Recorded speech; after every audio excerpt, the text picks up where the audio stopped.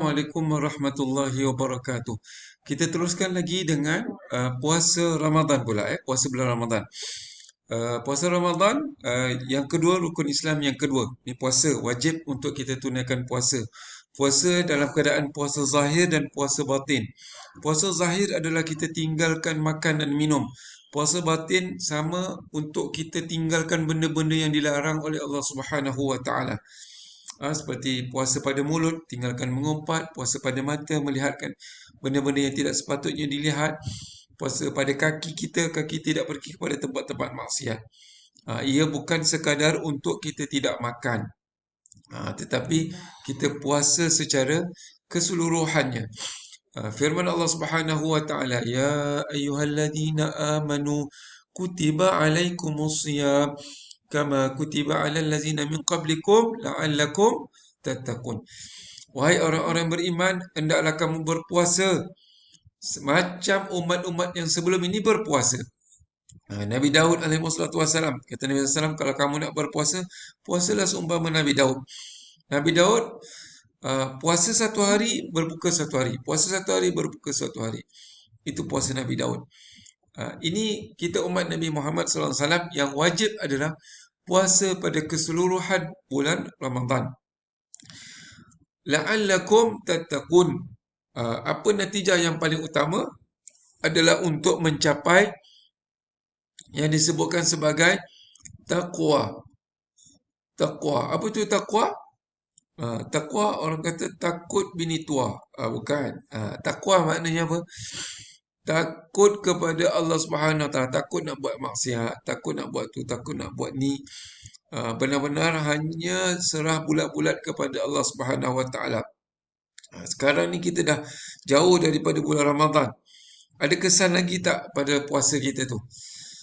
Kadang-kadang kalau kita dah lepas pada Ramadan ni, makin jauh dengan Allah Subhanahu Wa Taala. Jadi kurang ketakwaan itu. Natijah daripada apa? Natijah daripada bulan puasa kita buat macam mana? Apa yang kita hidupkan pada bulan Ramadan? Ini antara tentatif dia. Maknanya bulan Ramadan bukan hanya satu bulan untuk kita tidur je. Yelah Ustaz, kan ada hadis, tidurnya orang berpuasa itu ibadah. Jadi hantam tidur je. Lepas daripada sahur, tidur semua. Salat pun tidak. Jadi tidak sebagaimana yang diajarkan oleh Nabi kita, Nabi Muhammad sallallahu alaihi wasallam. Okey, teringkas je tuan-tuan. Seterusnya zakat. Rukun Islam yang ketiga, iaitu zakat. Zakat ada dua ya tuan-tuan. Zakat ada dua. Satu disebutkan sebagai zakat fitrah. Satu lagi disebutkan sebagai zakat mal. Allah Subhanahu wa taala sebut dalam Quran, khudh min amwalihim sadaqah wa tutahhiruhum wa tuzakkihim biha wa salli alaihim inna salataka sakanun lahum. Zakat pertama adalah zakat fitrah, zakat badaniyah. Ini biasanya beres. Bang, dah bayar zakat dah? Alhamdulillah, saya dah bayar zakat. Zakat apa? Zakat fitrah. Zakat fitrah. Harta nantilah. Harta ni yang banyak masalah ni. Nanti kita pergi. Harta banyak masalah. Fitrah bayar. Harta tak bayar. Fitrah berapa setahun? RM5. Dapat gaji ribu-ribu sebulan. Yang bayarnya setahun zakat fitrah RM5 je. Ini tak betul. Zakat fitrah memang wajib semua. Disebutkan juga zakat badaniyah. Zakat badaniyah. Semua orang Islam insya-Allah wajib untuk tunaikan zakat fitrah. Bila? Pada bulan Ramadan. Pada bulan Ramadan ataupun paling last pada pagi sebelum khatib naik mimbar. Satu Ramadan kita dah boleh tunaikan zakat fitrah sampailah pada pagi 1 Syawal. Pada pagi 1 Syawal. Okey, ini wajib untuk semua. Orang miskin, dia tak ada duit apa-apa, tapi bila orang bagi dia duit zakat, duit hadiah dan sebagainya, pagi itu dia ada duit, maka dia juga wajib bayar zakat. Hidup pada bulan Ramadan dan juga pada bulan Syawal. Dia hidup dalam 2 bulan ni. Maknanya kalau bayi itu lahir pada 28 Ramadan, kemudian 29 Ramadan dia meninggal, so tak wajib bayar zakat. atau pagi 1 Syawal baru lahir, tak wajib bayar zakat. Faham ya? Hidup pada 2 Ramadan dan juga Syawal. Kalau seorang isteri, siapa yang wajib bayarkan zakat untuk dia? Zakat fitrah suami dia. Tak sama macam zakat harta nanti. Zakat harta, isteri tu ada pendapatan, isteri tu lah yang kena bayar. Tapi untuk zakat fitrah, siapa yang menanggung ke atasnya, itu yang wajib untuk dibayarkan zakat. Macam tuan-tuan mungkin yang tengah belajar lagi, tak ada pendapatan. Jadi yang bayarkan zakat adalah ibu dan ayah. Zakat satu lagi adalah sebut zakat harta. Zakat harta. Zakat harta ini adalah antaranya adalah zakat simpanan. Tuan-tuan ada simpanan melebihi daripada kadar nisab semasa. Biasanya hari ini nisab segram emas dah berapa sekarang? 260 kali dengan 85 gram. Katakanlah RM 15,000 nisab dia. Tuan-tuan ada simpanan 15,000 ni selama 1 tahun. Tak usik contohnya ada. Kalau usik pun, contoh Ustaz, saya ada 100,000.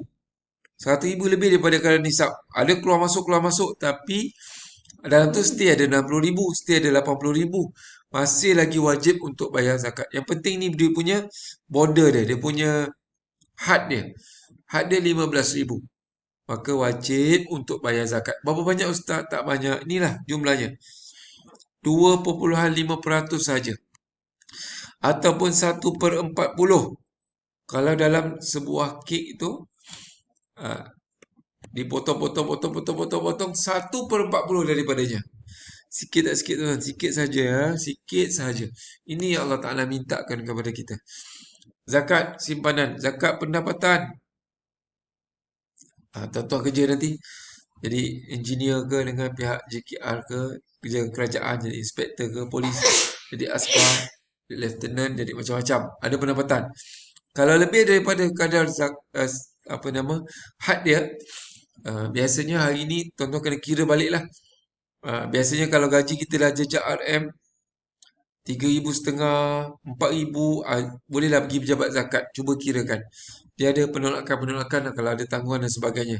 Tapi kalau dah ada lain 4,000, 5,000 ni, cuba pergi. Kadang-kadang dah kena bayar zakat pendapatan. Tak banyak tuan-tuan. Hanya 2.5%. Ternakan, ada banyaklah nak cerita ni.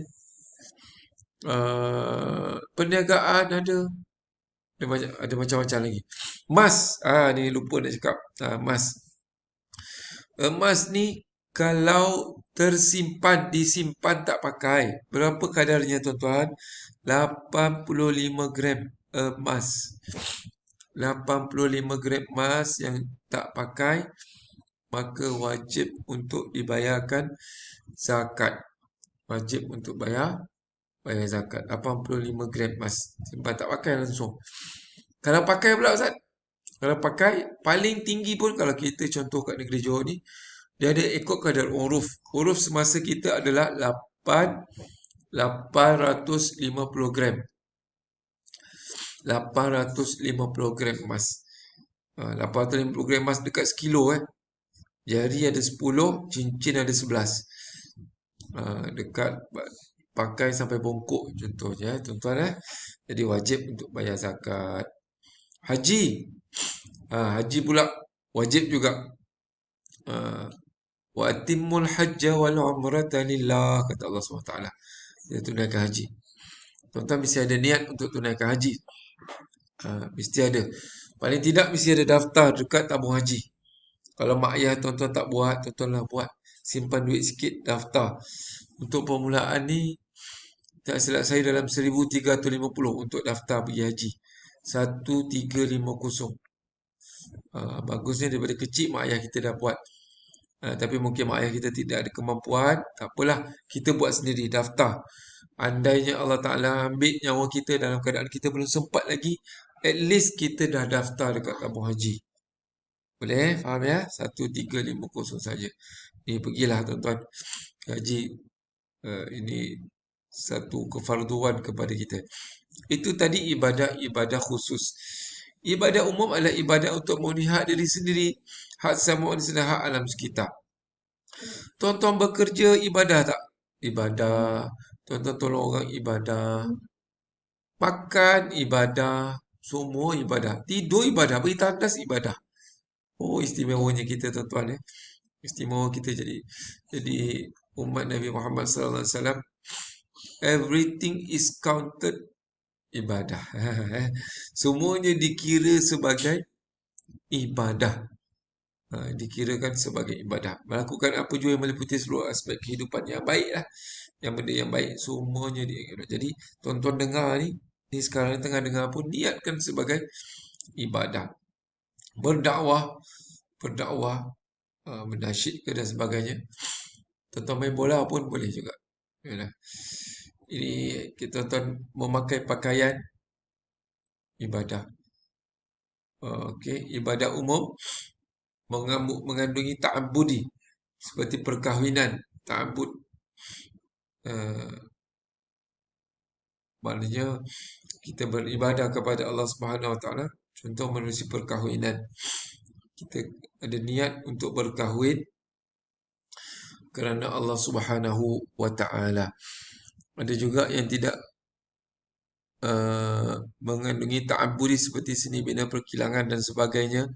Tetapi ikutkan pun segala-galanya itu pun kita mengharapkan redha daripada Allah Subhanahu Wa Taala.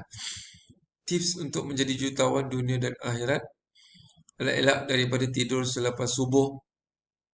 Lepas subuh mana boleh tidur kalau jadi jutawan mesti tidak boleh tidur lepas subuh. Buat salat duha.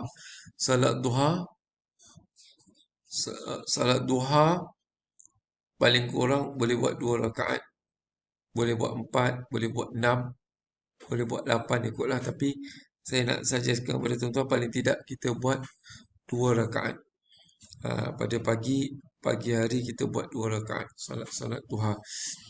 Baca doa kat situ, Allahumma inna duha'a duha'uka wal baha'u baha'uka wal jamalu jamaluka wa quwwata quwwatuka wal qudrata qudratuka wal ismata ismatuka. Allahumma in kana rizqi fis sama'i fa anzilhu wa in kana fil ardi fa akhrijhu وإن كان بعيدا فقربه وإن كان مؤثرا فيسره بحق دعائك وجمالك وقوتك وقدرتك آتني ما آتيتني من عبادك الصالحين. Ya Allah, kalau rezeki itu dalam perut bumi, keluarkanlah. Kalau di atas langit itu, turunkanlah. Yang susah, permudahkanlah. Ya Allah, cantik sangat Dah dapat pointer tinggi. Baik, cuma doa. Sedekahlah. Kata Nabi SAW, setiap pada badan kita ni semua kena wajib untuk sedekah. Pagi-pagi Allah Subhanahu Wa Taala menjadikan malaikat khusus untuk mendoakan orang yang bersedekah di pagi hari. Doa malaikat tu jadikan khas untuk bersedekah. Yang lelaki ni tuan-tuan pergi masjid, pergi surau, jangan datang belenggang. Datanglah bawa duit walaupun sehenggit. RM1 ni. RM1. Bawalah. Ada malaikat kat tepi tabung tu. Cuma kita tak nampak je. Nampak kita tak berani pula kan. Allahumma ati mumfikan khalafa. Ini doa dia. Wa ati mumsikan talafa. Allahumma ati mumfikan khalafa. Ya Allah, berilah orang yang berinfak pada hari ini khalafa. Balas balik. Kita bagi RM1, Allah Ta'ala balas balik beratus-ratus ringgit. Allah Ta'ala balas balik. Tak ada pun Ustaz, saya lepas bagi RM1, saya pergi dekat bank, saya check kat bank to you, tak ada duit pun. Tak ada pun. Jangan. Rezeki Allah Ta'ala tu bukan dalam bentuk duit saja. Rezeki sihat, rezeki kawan-kawan baik, rezeki dapat melanjutkan pelajaran, itu semua rezeki. Itu semua adalah rezeki.